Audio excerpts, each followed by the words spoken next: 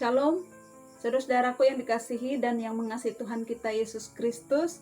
Bertemu kembali kita dalam renungan malam firman Tuhan, di mana pada hari ini berdasarkan 1 Yohanes pasal 2 ayat 18 sampai 25 dengan judul perikop sekaligus tema untuk kita, yaitu Antikristus.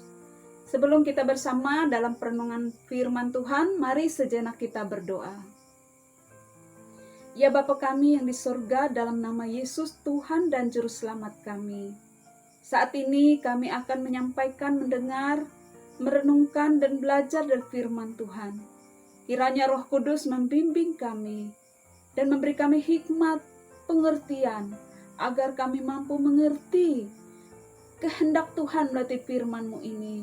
Dan kami boleh dibimbing bagaimana menjalani hidup kami sehari-hari, sesuai dan seturut dengan kehendak Engkau Tuhan.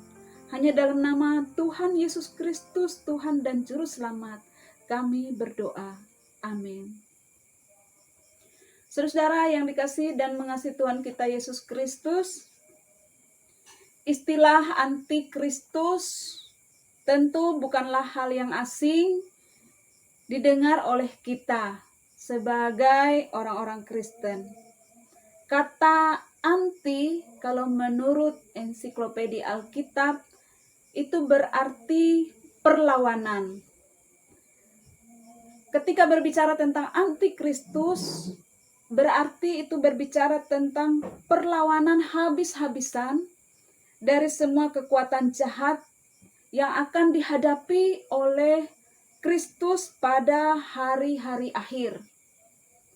Saudara yang dikasihi dalam Tuhan kita Yesus Kristus, secara umum mungkin kita memahami bahwa Antikristus itu adalah sosok atau sesuatu atau sebuah makhluk jahat yang merupakan perwujudan dari iblis atau setan yang muncul di zaman akhir yang berperang melawan Kristus. Namun melewati nas hari ini, Yohanes sang penulis menjelaskan bahwa ada ciri-ciri khas Antikristus dan bahwa itu memang sudah ada. Dalam ayat yang ke-18, Yohanes menyebutkan antara lain, seorang Antikristus akan datang. Sekarang telah bangkit banyak Antikristus. Dan ciri-ciri khasnya adalah menyangkal baik bapa maupun anak. Dalam ayat yang ke-22 mengatakan, siapakah pendusta itu? Bukankah dia yang menyangkal bahwa Yesus adalah Kristus? Dia itu adalah Antikristus, yaitu dia yang menyangkal baik bapa maupun anak. Dan keberadaan mereka bisa berasal dari antara orang percaya pada awalnya. Dalam ayat yang ke-19, Yohanes mengatakan, memang mereka berasal dari antara kita, tetapi mereka tidak sungguh-sungguh termasuk pada kita. Saudara yang dikasihi dan yang mengasihi Tuhan kita Yesus Kristus, perlawanan terhadap Kristus, penolakan, penyangkalan, dan sebagainya telah terjadi sejak lama dan sepertinya akan terus terjadi sepanjang zaman.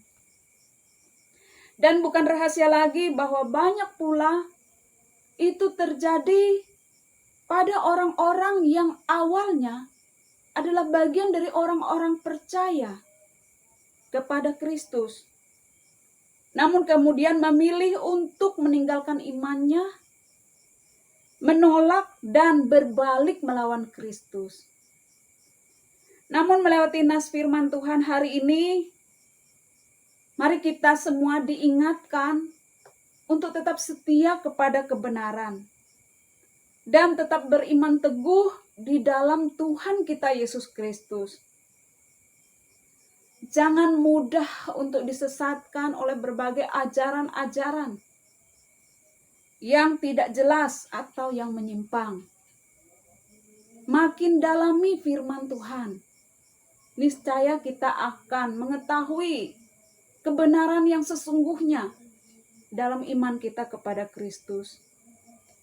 Jangan pula mudah tergiur oleh berbagai goda atau kenikmatan dunia, lalu meninggalkan iman kita di dalam Kristus Yesus.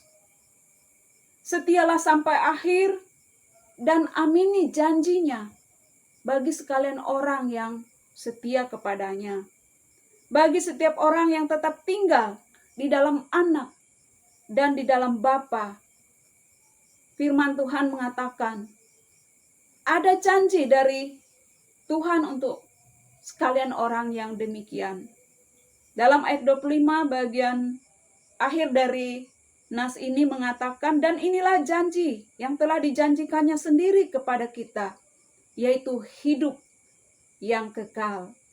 Itu adalah janji dari Kristus kepada sekalian orang yang setia sampai akhir, dalam kebenaran, dalam iman, dan keyakinannya akan Kristus sebagai anak Allah, akan Allah sebagai Bapa yang Maha Kuasa.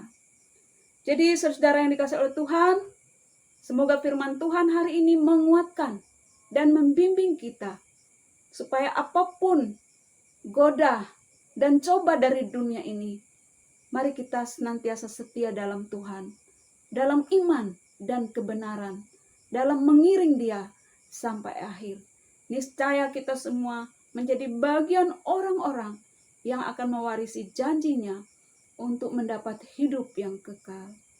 Demikian firman Tuhan, diberkati kita yang mendengar, mengimani, dan memberlakukan dalam hidup kita sehari-hari. Amin. Mari kita berdoa.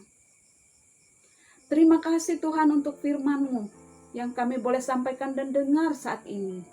Biarlah Roh Kudus yang melengkapi, menyempurnakan, dan memeteraikan firman itu dalam setiap hati kami.